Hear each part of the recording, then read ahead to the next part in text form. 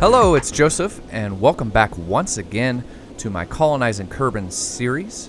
This is part 5 of us unlocking the tech tree, and we are already off to Minmus in this episode. And this time we're going to take Valentina and Bob with us to Minmus. Bob, as a scientist, is going to allow us to use that Science Junior and Mystery Goo equipment in multiple biomes. So since this is our second trip back to Minmus, I'm going to take care to use Bob to run those science experiments again in Upper Kerbin orbit, or excuse me, Upper Minmus orbit and Lower Minmus orbit, because I could only use the science shooter once last time since Valentina was the pilot. So I'm going to make sure to use him to take advantage of those components and just to make sure I didn't miss any science points in those areas. So this upper stage double poodle engine that you see in a second, when we go to the map screen, you're going to notice a green line intersecting with Minmus. And what that is I made sure that after ejecting it, that it would be on a collision course with Minmus to minimize the amount of debris that we have. And so far in the game, I think I've done a decent job of limiting the amount of debris. I think I only have about 2, maybe 3 debris items floating around right now in the save file. So, like Matt Lown, who's a pretty decent KSP-focused YouTuber that you should definitely check out, link in the description, I too like to avoid having a lot of debris floating around. Just kind of a personal preference. You don't have to play that way. So, in the last episode, I unlocked a bunch of things that are being made use of. If you feel free to pause the video to take a look at the craft that we have here and all the things that I am using. But here's just a really quick rundown of the list of things I unlocked last episode. We had electrics, fuel system, advanced construction, landing, miniaturization, space exploration, propulsion systems, command module, precision propulsion, heavier rocketry, advanced fuel systems, specialized construction, advanced exploration, and advanced electrics. We actually aren't going to unlock that much for a while, because things are going to get more expensive as we move our way up the tech tree. But that puts us in a pretty good spot to maybe start considering going interstellar in an episode or two. So we're on our landing trajectory at this point. Bob's running a bunch of science as we head on down.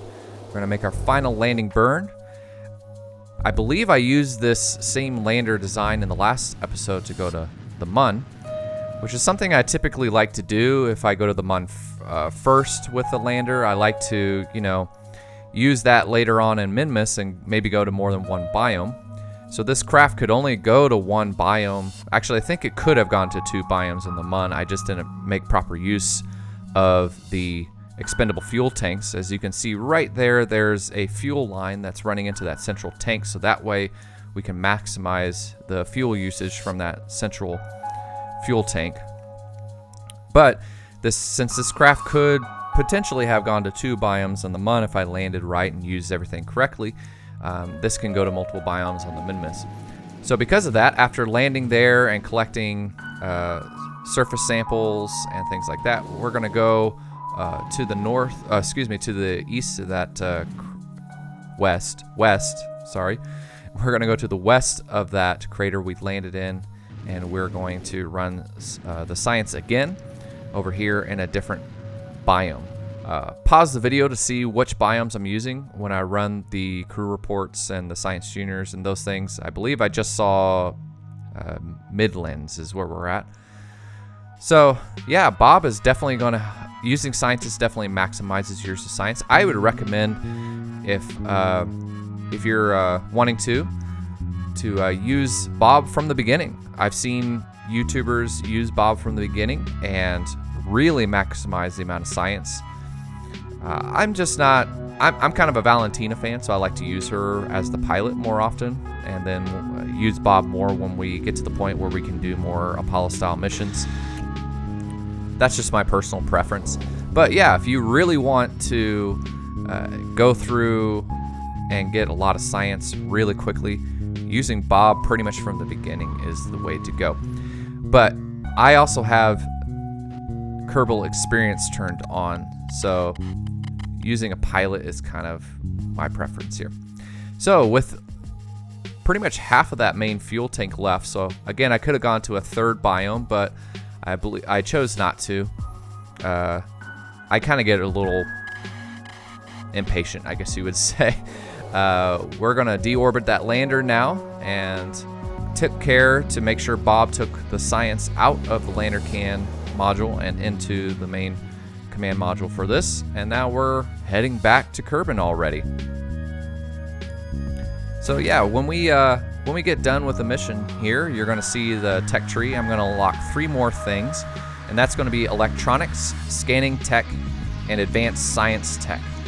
Now I chose those things because pretty much after unlocking those things at this point, pretty much every science experiment is available to me at this point.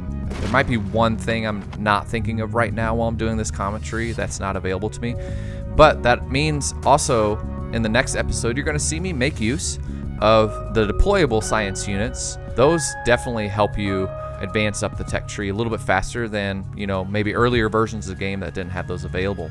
So anyway, thank you guys for watching this episode, and I will see you next time in episode 6, where once again we'll have 2 missions for you.